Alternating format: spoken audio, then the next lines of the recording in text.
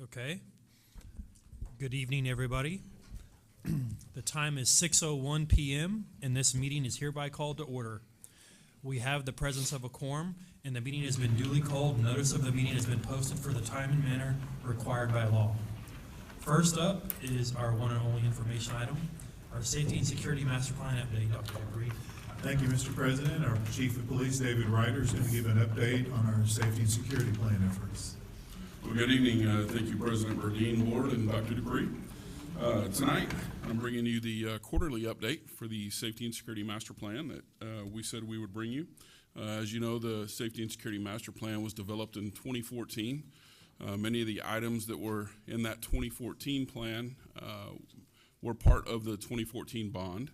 And then after the unfortunate incidents in 2018, early 2018, we decided that we needed to re-examine our plan and make sure that we were doing everything we possibly could to ensure the safety of our schools, and we created a safety advisory committee made up of about 45 community members, and as a result, they recommended that 12 additional items would be added to the Safety and Security Master Plan, which we shared with you and then added.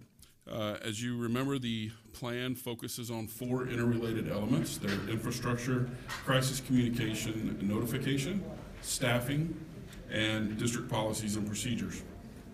So when we talk about these safety initiatives, they will fall into each one of those categories. As you can see in the plan in front of you, the first update is on security fencing. That was part of this 2018 bond.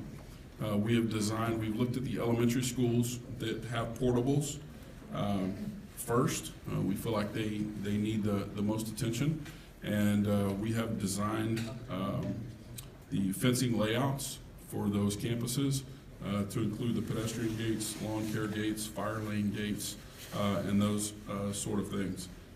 We're going to use a coated chain link fence, 6 feet tall, with lockable gates and panic hardware on there, so that we can get out. So that's still in the design phase, but that is in process.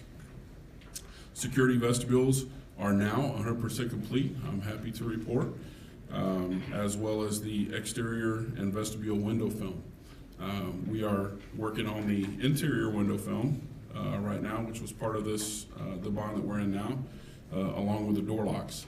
The door locks in the interior window film are part of a JOC, what's the term? Job order contract. And so a vendor has been commissioned, and they are in the design phase of identifying the doors that need the door locks, classroom doors, places where attendance is taken, and then also the interior doors where windows, side lights, and things like that exist, where somebody might be able to get into those rooms. So that's where we're putting window film on those. But we are in the design phase on those as well. The next update is under the crisis communication and notification, where you'll see the notification systems. Recently, you approved the emergency call boxes. So we are working with a vendor. I believe the contract is in the process of being signed, and we will start installation on those just as soon as that happens. We've already started walking campuses and identifying locations for those call boxes. Really excited that we're going to put them at the ag facilities. I think that'll be beneficial to our students and our parents who go out there and feed animals at all times of the day and night. 2 at our athletic facilities, 1 at every middle school in the athletic area, and then 2 at every high school, 1 in the student parking lot area and 1 in the athletic area. The incident reporting platform for students, we are in the design phases of that as well. So we just started that. Next month, we have a demo for all the department leaders for the vendor that's been chosen for that. That will be the See Something, Say Something app on the phones, where any visitor, student, staff member can use that to report anything very quickly using an app. And as soon as our operations center is complete, it will go to that operations center. So we are in the design phases of that, so we've started that process. When we get into staffing, the additional police officers, you approved 16 additional police officers. That, as of today, we've hired 8. 5 have been released from training. Our training process, just so you know, is 16 weeks long, so it takes 4 months to go through our training process from the time we hire a police officer before they're ready to be cut loose on their own. So if you count backwards, we hired people starting in November. After they were approved in October, we were ready to roll on that. So the first 5 have been cut loose, and they are already working at the elementary patrol level. We have 3 that are in training right now, and I swear in another one tomorrow morning. So that'll be number 9. We have several more in background, and we're excited about that. We've also gone through a sergeant process with the dynamic interview process that the district has started using, and we have promoted 1 sergeant, and we have 2 that are on the list. So as we as we continue to cut these people loose from training and hire more people, then we can release more sergeants into the field for supervision. So that's where we're at on that. Excuse me. Threat assessment teams and the threat management program, they kind of go hand in hand. The program, we've attended, I say we, district leaders have attended training at many different levels on the threat management program, getting our head around what does that look like, what's the best model. We've settled on a model from Virginia, which is a best practice. We developed standardized forums and identified campus-based teams, and they've already started using those processes. We've actually started using those for some of the calls that we've had already, just to make sure that process is going to work for us. And on the teams that were approved for the specifically for people, I know that we're going to transition 2 existing officers into those critical crisis intervention team officers. We feel like using experienced officers in those areas is probably best instead of hiring 2 brand new officers and putting them in that role. So we're going to transition 2 officers into those positions. I know 1 licensed professional counselor has been hired already, and the child psychologist, I believe, is about to come on board. So we are moving along with getting those on board. And then with the district policies and procedures, the passive RFID badges, we are in the process of ordering equipment, identifying what needs to go at each campus. Non-campus staff will be getting their ID cards before the end of the school year. And then equipment, printers, computers, mobile computers on kiosks, printer ribbons, all the necessary things that the campuses will need to function and print their own ID badges will be delivered to them before the end of the school year, and they will be trained on that so that our students should have their student ID badges when they return for school next year. There are a lot of projects going on. Again, we've completed a lot in the safety and security master plan, but we have a lot of projects that are on the ground and moving right now. I'm happy to take any questions. Thank you. Thank you for the presentation, Chief. Mr. Rice. Thank you, Mr. Burdine. Chief, one question I have, this goes back to the door locks and the RFID badges. Are we going to have certain doors at every campus that can be unlocked, or there'll be a magnetic strike there and the RFID badge is going to unlock it? So so the answer is yes, to some degree. The RFID badges that we're getting now, that we're going to be going to, are dual frequency. And so staff will have the frequency that will open the doors. The students will not have that frequency activated to open the doors. The students' badges will be used to check in on local computers. So as they come into the school, they can swipe, and we can do 1 student per second. And so they can just swipe, and it will bring up their picture with a green box around it showing that they belong at that school. If they're this system will also tie into our student discipline system, Skyward. And so if a student is suspended and they try to come back through the school and scan their badge, the system will automatically know that they were suspended. They're not supposed to be at that campus. So different functionality for the students versus the staff members. But the answer is yes. Some of the badges, the staff member badges, will open the doors. The student badges will not. Okay, how about high school students that might be, if a campus has more than one building and they're transitioning between classes, are those doors locked, or are they going to be supervised by a teacher or staff member? How does that work? Good question. We'll do exactly what we're doing now. The doors, the electronic locks, they open for a certain time period in between class periods to allow those students free access. But at the same time, we expect that those doors are also monitored by a staff member. Okay, all right. Now, regarding the door locks, are these door locks, are we retrofitting all the door locks in all of our schools? So the door locks that we're talking about in this are going to be an additional door lock. They lock at the bottom of the door. They attach, it's one single piece. They attach to the bottom of the door. The bolts bolt through the door so it won't come off of the door. And there's a hole drilled into the floor with a plate over that, much like a light socket. And so when the lock is activated, the door lock will actually gravity feed down into the hole in the floor, and it'll anchor itself there. So even if the doorknob is missing from the door, is busted out, is taken out, if the door is not locked, if a teacher forgot to lock it, if we have a substitute that maybe doesn't have a key, whatever the case may be, even if it's a student where the teacher's incapacitated and a student has to lock the door, they will now have the ability to do that with these door locks because they can lock it very quickly and it will feed into the floor. From the inside? From the inside, yes, sir. And then one operation of the hand, they can exit the classroom? Yes, sir. Okay. And once you have all of the additional police officers that were authorized, you're halfway there now. What will our total police force staff be in numbers? 72. 72. Yes, sir. Okay. All right.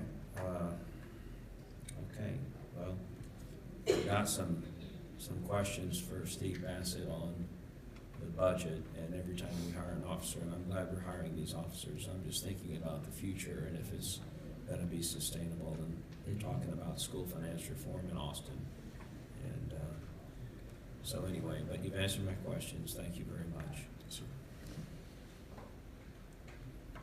Mrs. James? Thank you, Mr. Burdine, and thank you, Chief Ryder, for an excellent report. I had a couple of the same questions that Mr. Rice did, especially about the door locks. I was a little confused on what we were talking about, so thank you for clarifying that. I was also really glad to hear about the app, See Something, Say Something, and I hope that continues along because kids don't call or really say anything at all. They just want to text their concerns to someone, even when it's their own mother. So anyway, I appreciate that. And then I guess the main thing I had, we've got so many of these things going on, so many new initiatives, lots of new things that we're trying and doing. Could you speak a minute to how we're kind of overseeing all that or integrating everything? How are we kind of coordinating all these new safety systems so that it's effective and meets our needs? How are we checking on that? That's a good question. We have so many different types of initiatives going on, and each one seems to incorporate, thank you, each one seems to incorporate a different department within our district, whether it's design and construction, whether it's IT, whether it's transportation, whether it's police or child nutrition, student services. You name it, each one has a different component in there. So I think it's what we've seen has been successful so far is the leaders of each one of those departments working very closely together to make sure that we're communicating, that we meet frequently, that we make sure that the product that we're looking at for that initiative is the right one for the district, that we get total buy-in. That we are following all the procurement regulations, that we know that design and construction can implement it, that IT can ramp it up on their time frames. So it's really a collaborative effort.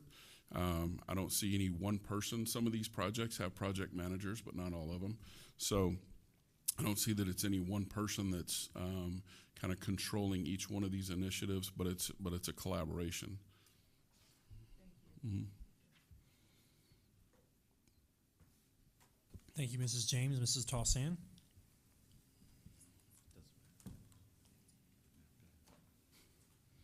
Thank you, Mr. Burdine. Just a couple quick follow-ups. I appreciate the update, Chief, because I was wondering where we were on a couple of these things. Talking about the incident reporting platform or the See Something, Say Something app, and also the call boxes that you talked about, do we expect that to be operational by the beginning of next school year, or what is our timeline on those two? I do. So individually, the See Something, Say Something app, we're meeting with a vendor in April so that all the department heads can see that and they can understand that. The vendor will customize that for Fort Bend ISD. That can be ramped up fairly quickly. I think the key component there is getting good communication out to the public, to the students, to the staff, so that we have a successful launch.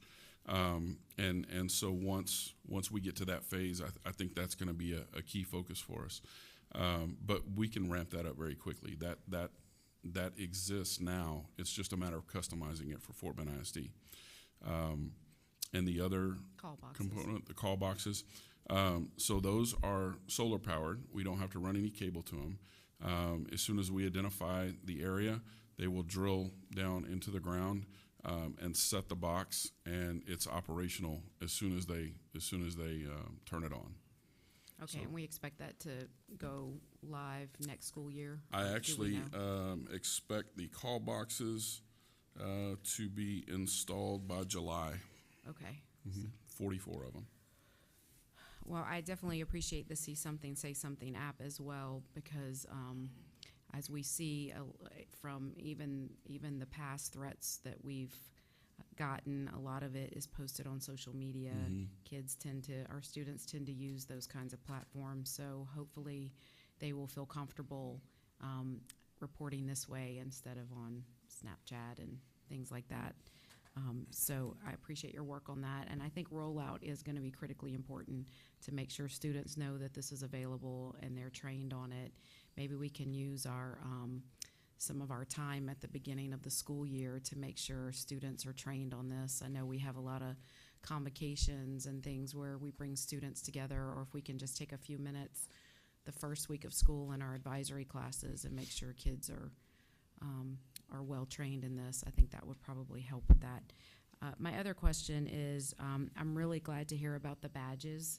I know with my kids being in school that they're requiring that they wear the badges now every day, whereas before it was a little loose with it. So making sure we know at least where our kids are, who's in the building. I would ask that we really consider the protocols for kids who are in our temporary buildings. And I heard you answer that question, and thank you for that. But as you know, I have kids who use the temporary buildings at Ridgepoint, and locking those doors while the kids are in class could be problematic if kids are required to go to the front office, or if they're being dismissed, or if they need to use a restroom.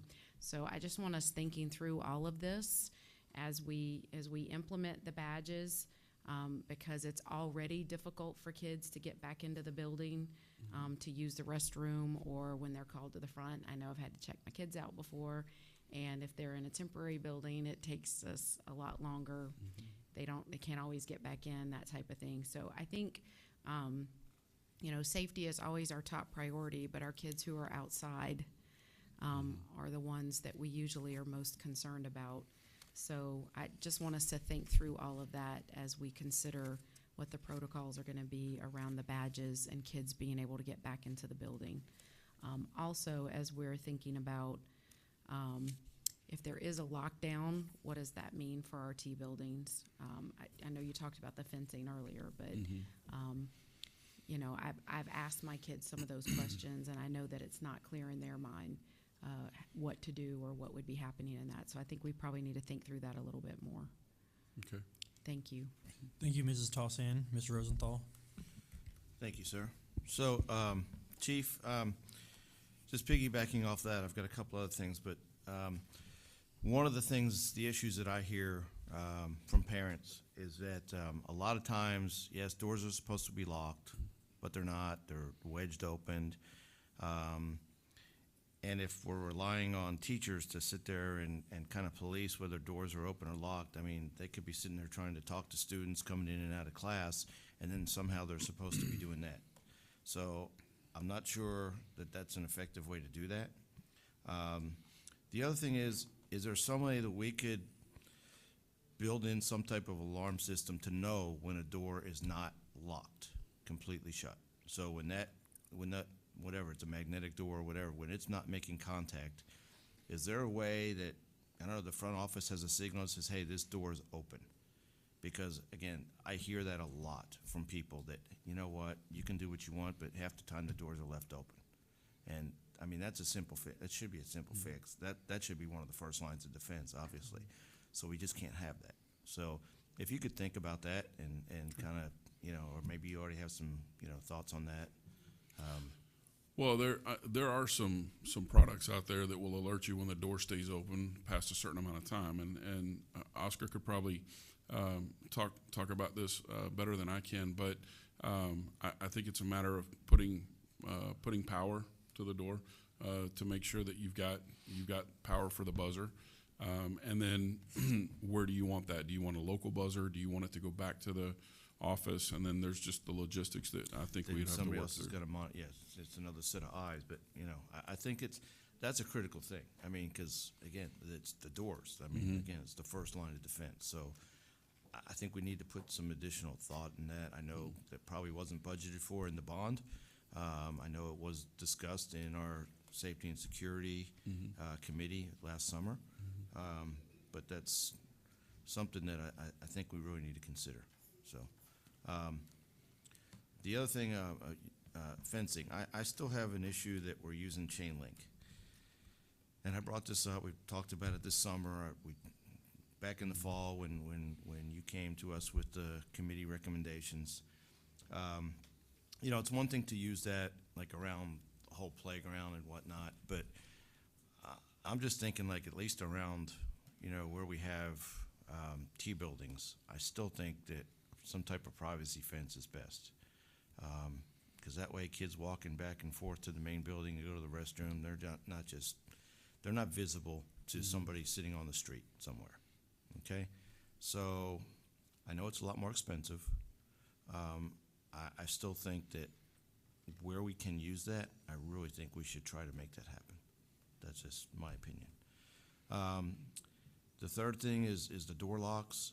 Have we encountered, and Oscar, maybe you can attest to this, have we encountered any issues with installing those? I know you've only got 10% of them finished, but have there been any issues, you know, drilling holes in the concrete or the flooring and whatnot? Well, I'll answer that. So the 10% is the design phase. We've done the Okay, vendor. so We you got actually to have it. Okay. job order All right. contract. Yeah, we haven't installed any yet. Okay. Okay, because they actually have them where I'm at. You know, I'm over at Stafford Middle School a couple days a week, and they actually have them installed, and they look really nice. I mean, just real flush to the carpet and everything. So they're in there. Good. So it's you know, I haven't tried one out. Hopefully, I won't have to. But they look like, you know, the coupling device there looks like it's pretty sturdy. So okay, well, I'm sure you'll keep us posted. Yes, Thank sir. you. Thank you, sir. Chief, I had just a few quick questions. When will this information be posted here for the community, or how will that be done? So once we bring this to you, then now that you've heard it, then we can update that tomorrow on our website, on the police landing page. Everyone will be able to see that. Great, that's good. Tell me a little bit more about our elementary police officers. So we have 11 set aside to be elementary school officers. That's one for every feeder pattern, one for every high school feeder pattern. Right now we have 5 cut loose from the training program. So each one of those officers has about 10 elementary schools per officer. We would like to get that number down to about 1 to every 3 elementaries, just for, we know that our elementaries are about 2 miles apart, 2.1 miles apart actually on average. And so from a response time standpoint, we would like to get 1 for about every 3 elementaries. But that's not going to happen with just the 11, but it'll get us close. What we've seen so far is when I talk to principals about the elementary school officers, they clap. I mean, they're so excited that we've got the elementary officers out and about now. They see the difference. It's somebody that they can talk to. It's somebody they get a card from. I call this officer. They take ownership in that, and we're already seeing that. It's already paying dividends. They're also a lot busier than we thought they would be.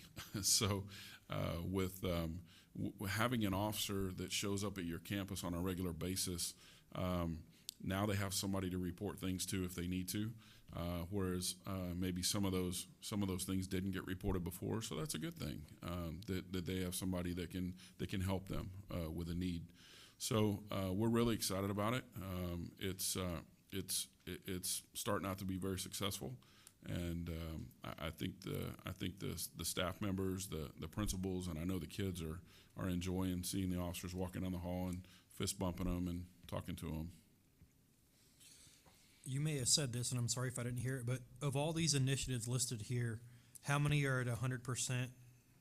How many do we have? Can you give us a stat? Yes, sir. So there are 27 initiatives in the Safety and Security Master Plan, and 16 of those are at 100%. Wow. 8 of them are in progress, and another one, our operations center, will be implemented in about a year when the police department is rebuilt. 2 of them are going to require further evaluation, the facial recognition and the school marshal. We just want to look at those a little bit stronger. Those are huge projects, and we want to make sure that those are right for the district.